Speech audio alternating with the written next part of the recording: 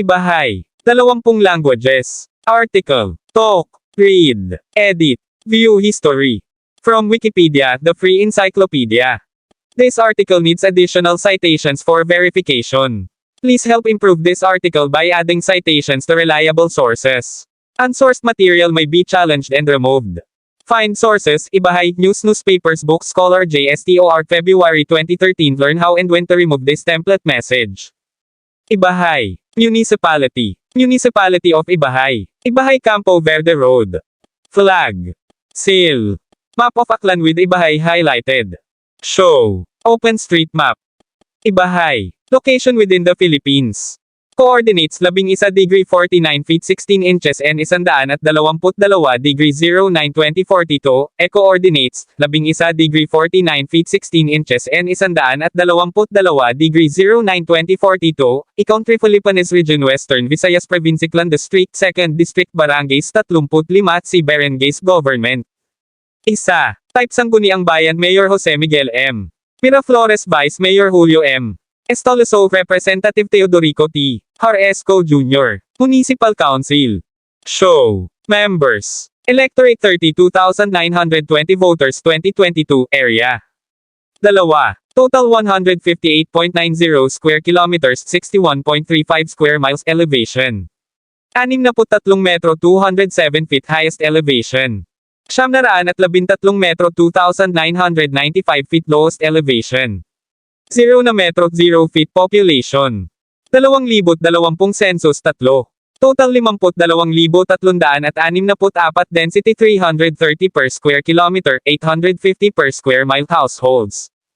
12,575 economy. Income class: third municipal income class. Poverty incidence 13.92%. 2018 Apat revenue 181.1 million pesos 2020, assets 507.8 million pesos 2020, expenditure 166.3 million pesos 2020, liabilities 132.9 million pesos 2020, service provider.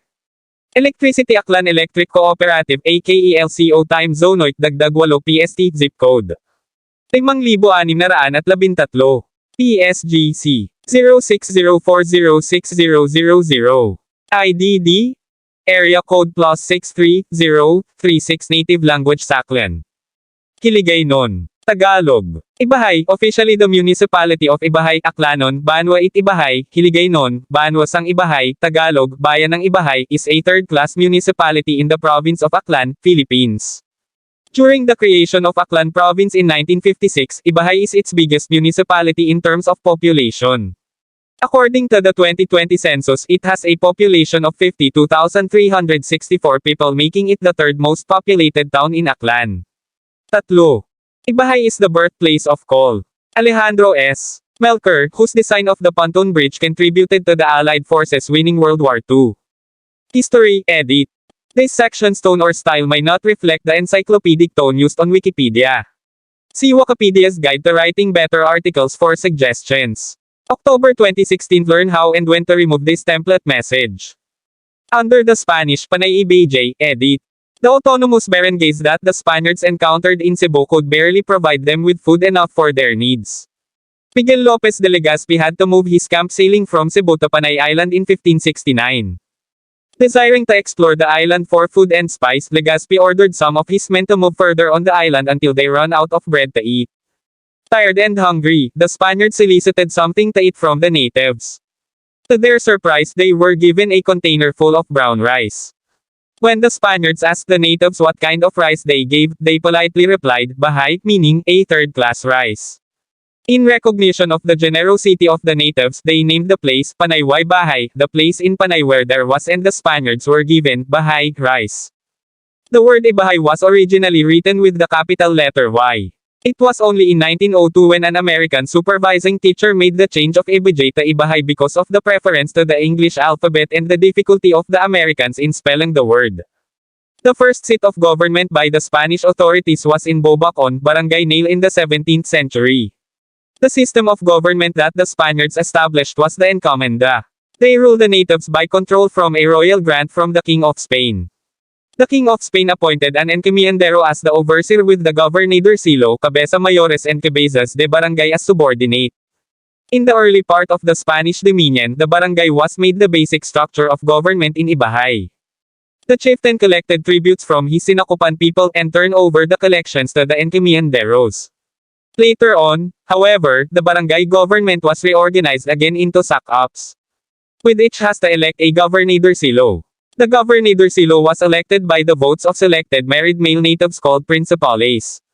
The candidate has to be recommended and nominated by the community or by the encomiendero. But to the eyes of the natives, the village chief was just an administrative leader. He was not an absolute ruler like the Spaniards imposed. A traditional body of customs and procedures limited the scope of his authority.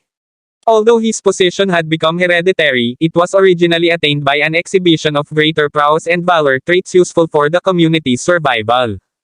Dismayed by the exploitative nature of the government system and their unwillingness to accept the Spanish sovereignty, chieftains Hango, Sanduk and Kabatak fled to the vast mountains of Panay.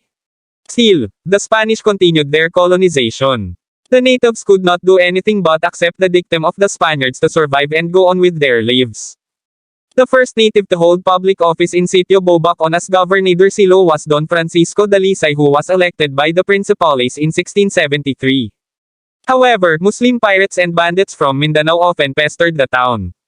Hence, in 1786, Gobernadorcillo Juan Sabino moved the seat of government to Sitio Maganhap, a wide land between now Barangay Nail and Barangay San Jose. The new site, however, did not prove to be safe from the continued beleaguering of the lawless elements. Furthermore, it was not an ideal area for the natives because it was far from the farms they cultivate. Consequently, for the second time in 1792, Governor Jose Garcia transferred the seat of government to Sitio Ajango, now part of Barangay Laguindunua. However, it only stayed there for 11 years. Capitan Joseph Flores moved again the seat of government to its present location. By the decree issued by the Governor of the Philippine Islands, watchtowers were fortified along the shorelines to give warning and protection against bandits and crooks. A church was also erected. Thank you for watching. Don't forget to like, share and subscribe.